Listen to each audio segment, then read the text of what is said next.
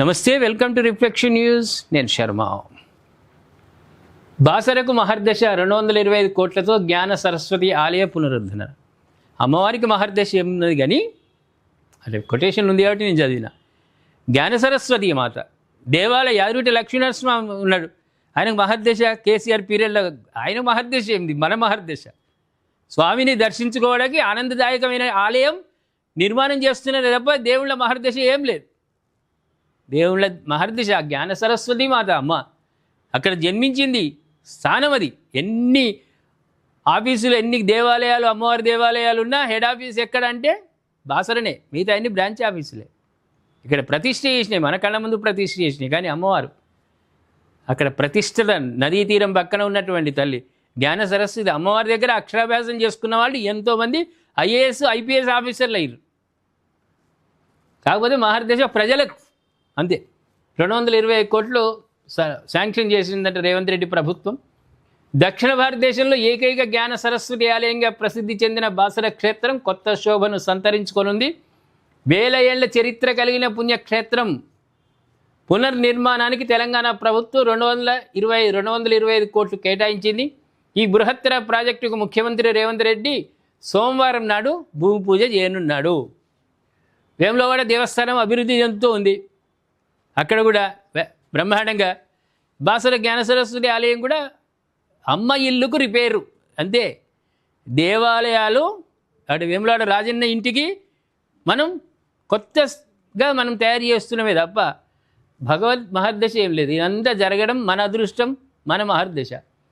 అదేవిధంగా భూమి పూజ చేయనున్నారు. లాంఛనంగా శృంగేరి పీఠాధిపతుల మార్గదర్శకత్వంలో ఆగమశాస్త్ర నియమాలకు అనుగుణంగా ఆలయ పునరుద్ధరణ పనులు చేపట్టనున్నారు.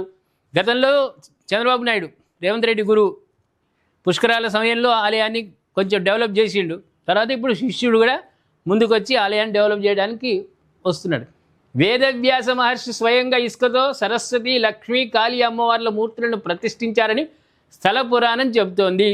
ఇంతటి ప్రాశస్త్యం ఉన్న ఆలయ అభివృద్ధి పనులను అత్యంత శ్రద్ధతో చేపట్టాలని ప్రభుత్వం నిర్ణయించుకుంది.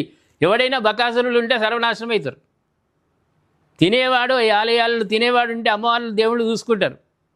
వాడిగా భయంకరం. అందుకే నిజాయితీగా ప్రతి రూపాయి, ప్రభుత్వం ఇచ్చే రూపాయి ఆలయ అభివృద్ధికి, డెవలప్మెంట్కు ఖర్చు చేయాలి. పునర్నిర్మాణ మాస్టర్ ప్లాన్ రూపకల్పనకు ముందు అధికారులు శృంగేరికి వెళ్ళి పీఠాధిపతుల ఆశీస్సులు, అనుమతులు తీసుకున్నారు.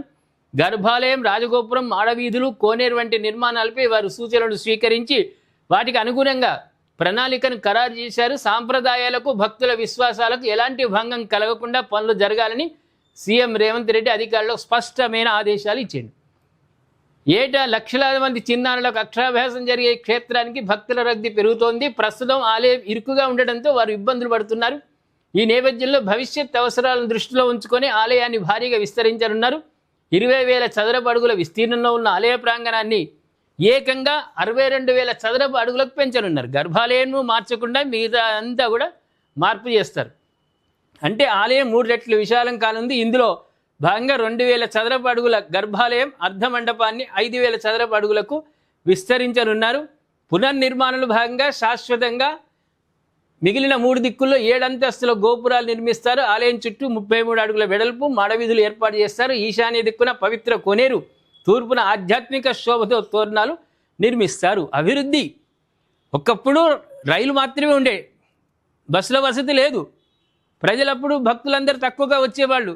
తర్వాత రోడ్డు రవాణా వ్యవస్థ బ్రిడ్జి కట్టిండ్రు. బ్రిడ్జి కట్టించినాక ప్రజలు, భక్తులు వస్తున్నారు.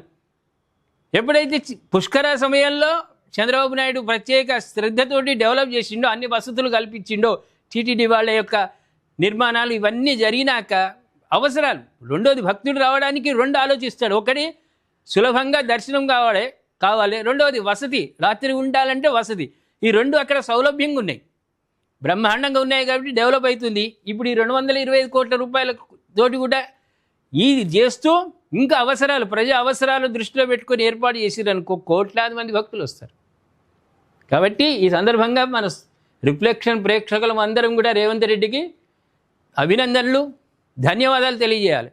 ఆలయాలు పడ్డాడు ఆయన, ఆలయాలు డెవలప్ చేయాలనే సంకల్పంతో ముందుకు వెళ్తున్నాడు కాబట్టి సఫలం కావాలి. తొందరగా ప్రజలకు దగ్గర కావాలి. ఎందుకంటే ఈ నిర్మాణం అవుతుండగా భక్తులను కొంచెం అలౌడ్ చేయరు. ఇప్పుడు వేములవాడ రాజన్న దగ్గరికి వస్తలేరు, ఎవరు వేరే వాళ్ళ తమ్ముడి దగ్గరికి పోతున్నారు, సోదరుని దగ్గరికి. అట్లా ఉన్నది కాబట్టి అసలైన విగ్రహం చూస్తే ఆనందం వేరే ఉంటుంది. కాబట్టి తొందరగా నిర్మాణాలు పూర్తి చేసి భక్తులకు అందుబాటులో సకల సౌకర్యాలతో ఏర్పాటు చేయాలని రిఫ్లెక్షన్ ప్రేక్షకుల తరఫున రేవంత్ రెడ్డిని కోరుతూ, ఆలయాలు అభివృద్ధి చెందాలి, పూజారులు బతకాలి, వాళ్ళ హారతులు వేసే పైసల గురించి పిచ్చి ఆలోచనలు చేయకుండా ఎండోమెంట్ వాళ్ళారా, లక్షల కోట్లు ఏం రావు, మీరు తినే దగ్గర మా తినొచ్చు, కానీ పూజారుల మీద నిఘాలు పెట్టి ఆ 5-10 రూపాయలను కూడా మీరు ఎత్తుకునే ప్రయత్నం చేయకుండా ఎత్తుకొని పోయేందుకు ఆ దిశగా విలువ ఇవ్వండి, పూజారులకు విలువ ఇవ్వండి, భక్తులకు విలువ ఇవ్వండి, ఆదాయాన్ని అమ్మవారికి వచ్చేటట్టుగా చేసుకోండి. ఏమంటారు ప్రేక్షకులారా?